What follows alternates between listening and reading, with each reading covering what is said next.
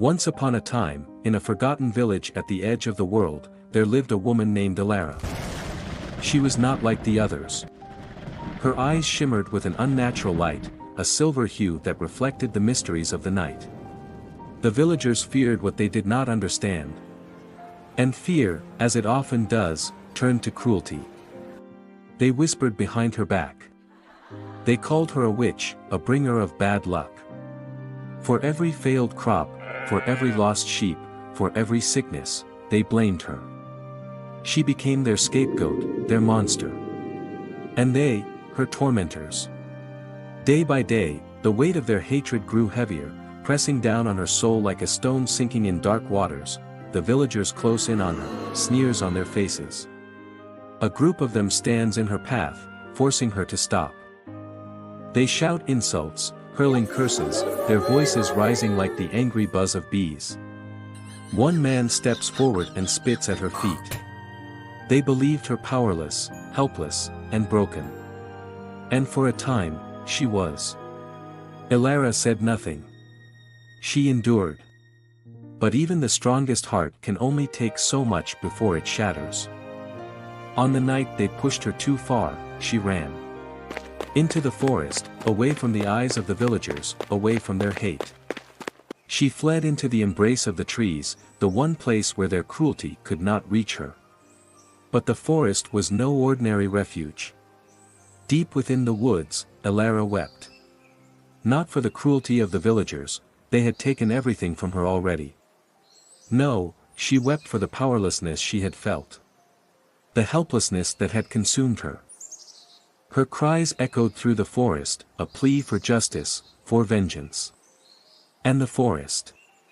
It answered, the ground begins to tremble beneath her. The roots of the tree seem to move, creeping toward her. The wind shifts, carrying with it a voice, soft at first, like a whisper, but growing louder, more insistent. From the darkest corners of the earth, something ancient stirred. It heard her cries, tasted her pain, and it hungered for her despair. It offered her a choice, a way to end the suffering, a way to claim the power she had long been denied. The dark mist begins to rise from the ground, swirling around Elara, wrapping her in shadow. Her sobs stop, her eyes wide as the mist seeps into her skin, filling her with cold, ancient power. Her silver eyes begin to darken, turning to black pools of void. The darkness crept into her, filling every empty space, every broken part. It whispered promises of vengeance, of power beyond anything the villagers could imagine. And Elara accepted.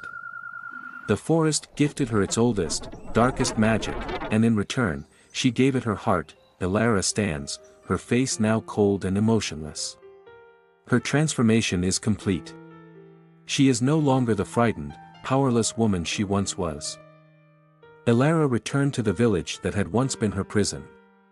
But she was no longer the broken woman they had known. She was something far more dangerous.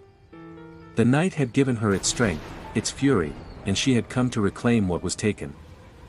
The sky darkened as she approached. The air grew thick with a creeping mist, choking the light, drowning the village in shadow. The villagers felt the chill of something unnatural, something hungry. But it was too late. She had come for them. Her power flowed from the shadows, taking form, twisting and warping into creatures of pure darkness. They moved like living nightmares, answering her silent command. And one by one, the villagers fell. The darkness dragged them down, swallowed their screams, and left nothing behind but silence. They had called her a witch. Now they faced a queen. The queen of darkness. And in her court, there would be no mercy. In the heart of the forest, she found her new home.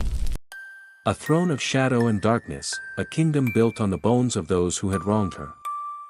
Elara, the queen of darkness, had claimed her vengeance. And the village that had tormented her was no more.